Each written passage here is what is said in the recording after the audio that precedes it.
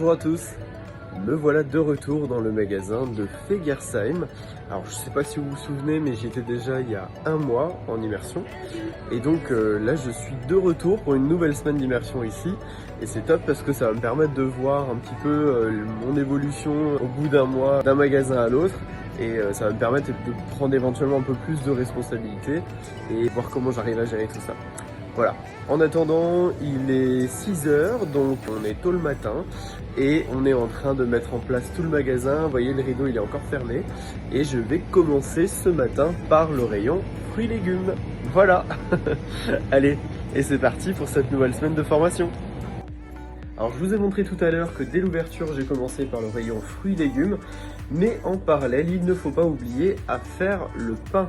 Donc là je suis dans le labo PVP, donc là vous avez les fours qui sont juste ici, les rolls, donc là j'ai déjà mis toutes les baguettes qu'on a cuites en rayon, et là je suis en train de trancher le pain.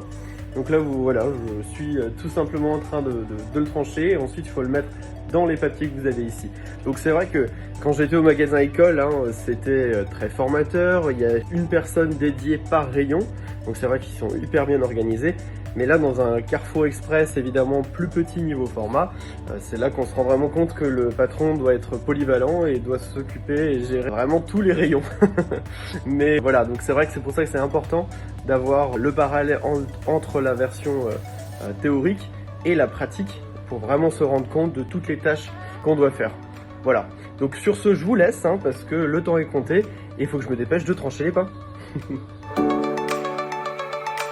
Hello tout le monde. Alors vous savez, dans nos magasins de proximité il faut savoir être polyvalent, que ce soit dans nos tâches mais également dans nos services.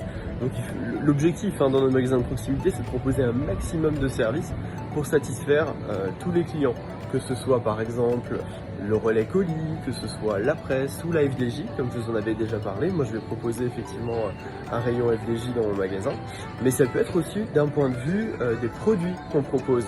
Donc évidemment on va avoir de l'alimentaire, du bio-vrac comme vous voyez juste ici, mais aussi une super idée, c'est de proposer du petit électroménager. Donc comme vous voyez juste ici sur cette tête de gondole, l'objectif c'est de proposer l'essentiel du petit électroménager pour que les clients qui sont autour du magasin, qui n'ont pas forcément accès à un moyen de locomotion, peuvent tout de même se fournir en petit électroménager en même temps qu'ils font leurs courses chez nous. Donc vous voyez, on va avoir du grille-pain, on va avoir une bouilloire, une carafe filtrante, voilà. C'est vraiment histoire de proposer un petit panel et je trouve que c'est une super idée. Et c'est peut-être quelque chose que je vais mettre en place aussi dans mon magasin. Voilà. C'est ça qui est sympa aussi d'être en immersion dans différents magasins, c'est que ça permet d'avoir des petites idées à reprendre éventuellement dans le sien. Voilà. Et je vous dis à très vite. Bonjour à tous. Alors je vous ai parlé l'autre jour de la bonne idée qu'il a eue Giovanni dans son magasin à Fegersheim de mettre toute une tête de gondole sur des produits de petit électroménager. Il y a autre chose qui est une super idée, c'est de faire une tête de gondole sur le local. Et ça permet de mettre en avant des fournisseurs, des producteurs locaux.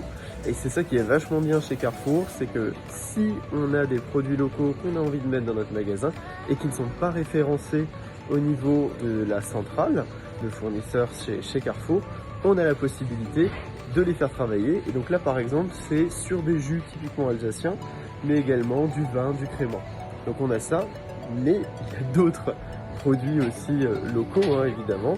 Je vais vous donner des exemples, surtout d'un point de vue alimentaire, comme par exemple produits spécifiques alsaciens, les Spätzle.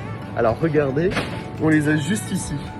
Alors vous avez les Knäppler aussi et les Spätzle. Voilà.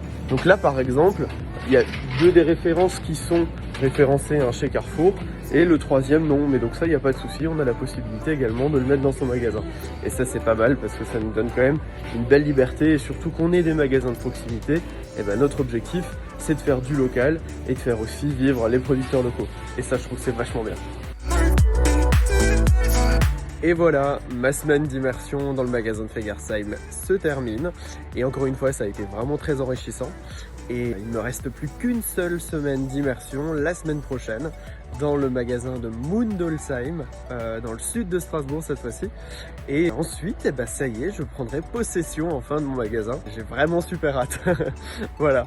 Et ben, du coup, on se retrouve la semaine prochaine pour ma dernière semaine d'immersion dans un magasin d'accueil. Et je vous souhaite un bon week-end. Salut à tous!